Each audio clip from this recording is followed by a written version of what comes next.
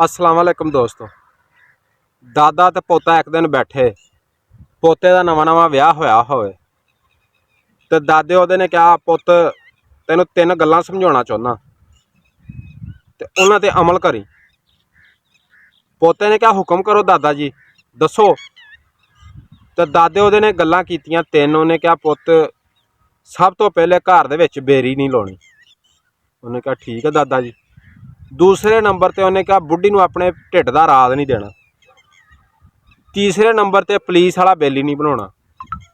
उन्हें कहा ठीक है दादा जी। कुछ अरसा लंघिया तो दादा मर गया।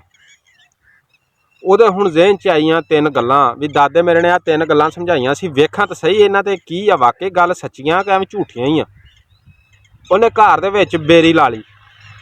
2 ਸਾਲਾਂ ਬਾਅਦ ਬੇਰੀ ਤਿਆਰ ਹੋਈ ਤੇ ਉਹ ਘੋੜੀ ਦੇ ਉੱਤੇ ਬੈਠਾ ਪੋਤਾ, ਸਿਰ ਤੇ ਉਹਨੇ ਪੱਗ ਰੱਖੀ। ਜਦੋਂ ਨਿਕਲਣ ਲੱਗਾ ਤਾਂ ਉਹ ਬੇਰੀ ਦੇ ਕੰਡਿਆਂ 'ਚ ਪੱਗ ਅੜੀ ਤੇ ਘੋੜੇ ਦੇ ਉੱਤੋਂ ਜਾਂ ਘੋੜੀ ਦੇ ਉੱਤੇ ਬੈਠਾ ਸੀਗਾ, ਪੱਗ ਥੱਲੇ ਡਿੱਗ ਪਈ। ਜਦੋਂ ਪੱਗ ਡਿੱਗੀ ਉਹਨੇ ਉਸੇ ਟਾਈਮ ਨੌਕਰਾਂ ਨੂੰ ਹੁਕਮ ਦਿੱਤਾ, ਉਹਨਾਂ ਨੇ ਕਿਹਾ ਬੇਰੀ ਪੁੱਟ ਦਿਓ।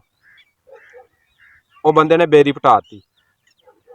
ਥੋੜਾ ਜਿਹਾ ਅਰਸਾ ਲੰਘਿਆ, ਉਹ ਕਸਾਈ ਦੀ ਦੁਕਾਨ ਤੇ ਗਿਆ। ਜਿਸ ਟਾਈਮ ਦੁਕਾਨ ਤੇ ਪਹੁੰਚਿਆ ਤਾਂ ਉੱਥੇ ਇੱਕ ਬੱਕਰਾ ਜ਼ਿਬਾ ਹੋਇਆ, ਹਲਾਲ ਹੋਇਆ ਲਿਆ। ਉਹਦਾ ਸਿਰੀ ਲੈ ਕੇ ਉਹ ਘਰ ਆਇਆ। ਘਰ ਆਉਣ ਤੋਂ ਪਹਿਲੇ ਉਹਨੇ ਕੀਤਾ, ਚਿੱਟਾ ਜਿਹਾ ਕੱਪੜਾ ਲਿਆ, ਉਹਦੇ ਵਿੱਚ ਉਹਨੇ ਉਹ ਸਿਰੀ ਰੱਖੀ। ਰੱਖਣ ਤੋਂ ਬਾਅਦ ਖੂਨ ਖਾਣ ਲੱਗਾ।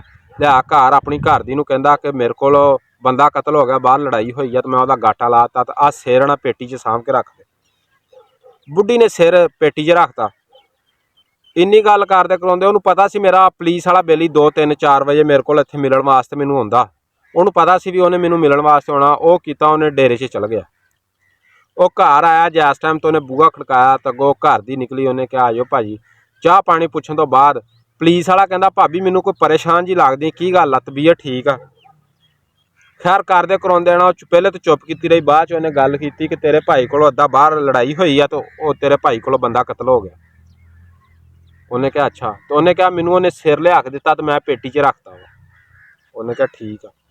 लो जी इन्नी गल सुनने तो बाद पुलिस वाला थाने चल गया। थाने जाके उन्हें दूसरे थानेदार नूं कहा कि इदा इदा नफरी घल फलाने फलाने बंदे ने बंदा कतल करता, तो उत्थे बंदा बरामद करिए, वो सिरी बरामद करिए, सिर बरामद करिए।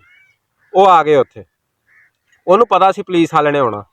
ਜਦੋਂ ਆਏ ਪੁਲਿਸ ਵਾਲੇ ਨਫਰੀ ਲੈ ਕੇ, ਛਾਪਾ ਵੱਜਾ। ਛਾਪੇ ਤੋਂ ਬਾਅਦ ਜੀ ਉਹ ਸਿਰ ਕੱਢਿਆ। ਸਿਰ ਨਿਕਲਿਆ ਜੀ ਅੱਗੋਂ ਬੱਕਰੀ ਦਾ ਜਾਂ ਬੱਕਰੇ ਦਾ। ਉਹ ਜਦੋਂ ਨਿਕਲਿਆ ਉਹਨਾਂ ਨੇ ਕਿਹਾ ਲੋ ਜੀ ਇਹ ਤਾਂ ਬੰਦੇ ਦਾ ਨਹੀਂ, ਇਹ ਤਾਂ ਬੱਕਰੇ ਦਾ ਸਿਰ ਨਿਕਲਿਆ।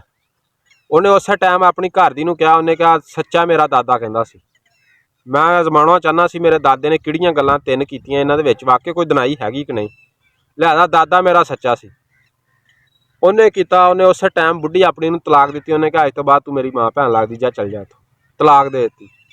जिहड़ा पुलिस वाला सी उन्हें कहा अज तो बाद मेरे मत्थे नहीं तू सारी जिंदगी लगना। उन्हें वो जराना भी छाड़ता। उन्हें कहा यार दादे मेरे ने निचोड़ियां गल्लां कीतियां। तो दोस्तों गल तुसीं मेरी समझ ही गए होने आ।